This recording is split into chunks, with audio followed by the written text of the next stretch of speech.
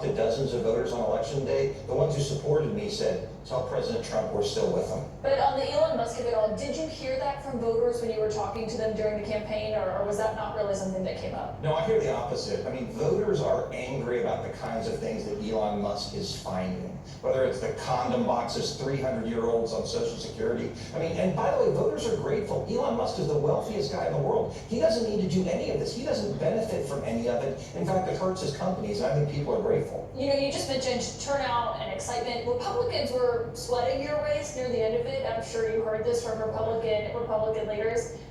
What did you hear? I mean, we had reporting that they had said the campaign needed to get its stuff together, but they used an expletive. What was the feedback you got? Well, look, we were always working hard. Our polling showed that 50% of Republicans plan to vote on election day. That's unique to Florida. Our voters still vote on election day. So as the Democrats were turning out, people freaked out. But then they showed up on election day. I won by 14 points. Cook rates my district as plus 14. When Ron DeSantis ran the first time for Congress, he won by 14. So the result was completely normal. I think a lot of the concern was unneeded. Well, and they were looking back at how much President Trump won the district by in the fall, 30 points, and saying that margin was too close for comfort for them. But I'm glad you brought up Governor DeSantis, because he was saying that the argument, the results and those numbers was about you, essentially.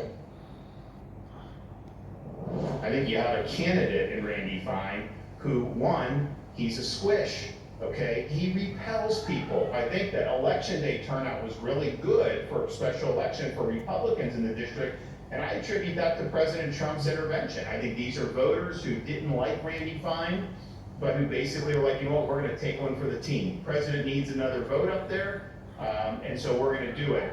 So I would not read into the underperformance that this is somehow a referendum on MAGA or Trump.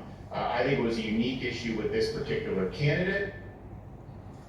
I'm gonna guess you two aren't very close. No, I think Ron DeSantis is repelled by me. I think that much is shown. But look, Ron has never forgiven me for endorsing President Trump in 2023. I was the first legislator to switch from him to President Trump, and I'm the only Jewish Republican in the Florida legislature. It was a big deal. But I'm not interested in trying to set petty political scores. My focus is how I run up the score for my district.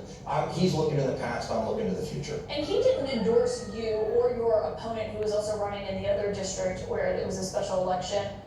Didn't really do a lot. He was actually pretty critical of you as a candidate. It was the crescendo Republican panic over your race. What does that say to you about Governor DeSantis' view of